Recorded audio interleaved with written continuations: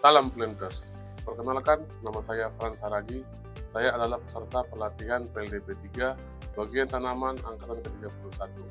Saat ini saya menjabat sebagai asisten tanaman di Amling 3, Kebun Pasir Mandoge, PT PM 4 Regional 2. Manajemen produksi tanaman kelapa sawit.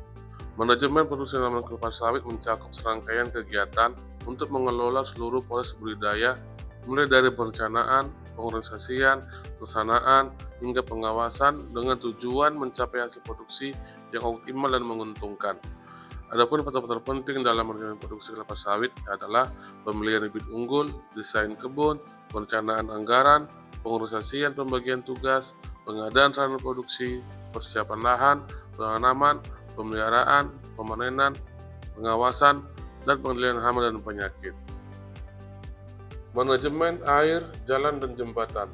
Sistem penunjang manajemen air, jalan, dan jembatan pada perkebunan kelapa sawit sangat penting untuk kelancaran operasional dan keberlanjutan perkebunan.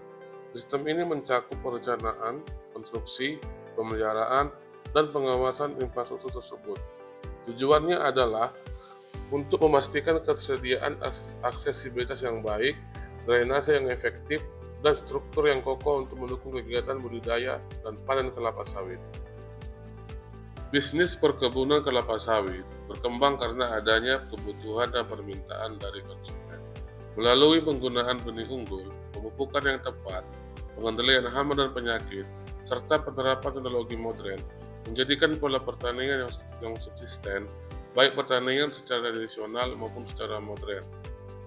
Pengembangan produk hilir berupa diversifikasi produk kelapa sawit, meningkatkan nilai tambah dan daya saing, membangun kemitraan yang saling menguntungkan antara petani, perusahaan, dan pemerintah. Pengelolaan berkelanjutan menerapkan praktik pengelolaan perkebunan yang ramah lingkungan dan bertanggung jawab sosial, sehingga berkembang menjadi agribisnis. Setiap perusahaan wajib menerapkan SMK 3. SMK 3 adalah Sistem Manajemen Keselamatan dan Kesehatan Kerja.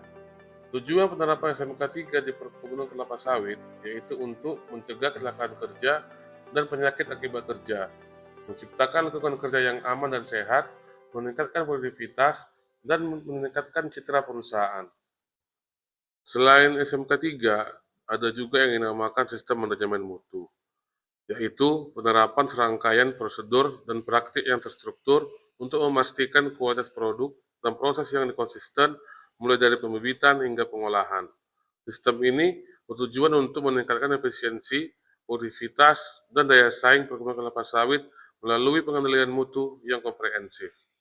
Manfaat penerapan sistem manajemen mutu dalam perkebunan kelapa sawit yaitu untuk meningkatkan kualitas produk, meningkatkan efisiensi dan produktivitas, meningkatkan daya saing, mendukung keberlanjutan, serta membangun reputasi. Dengan menerapkan sistem manajemen mutu, perkebunan kelapa sawit dapat mencapai tujuan bisnis yang berkelanjutan, menghasilkan produk yang berkualitas tinggi, dan berkontribusi pada pembangunan ekonomi dan lingkungan yang lebih baik. Selanjutnya, di sini saya akan memaparkan terkait modul manajemen fungsional. Kesimpulannya, kita selaku asisten labeling harus mampu memahami dan juga berkoordinasi terhadap seluruh aspek fungsional sehingga kita mampu mencapai tujuan yang telah ditetapkan perusahaan. Demikian yang bisa saya sampaikan. Salam Planters.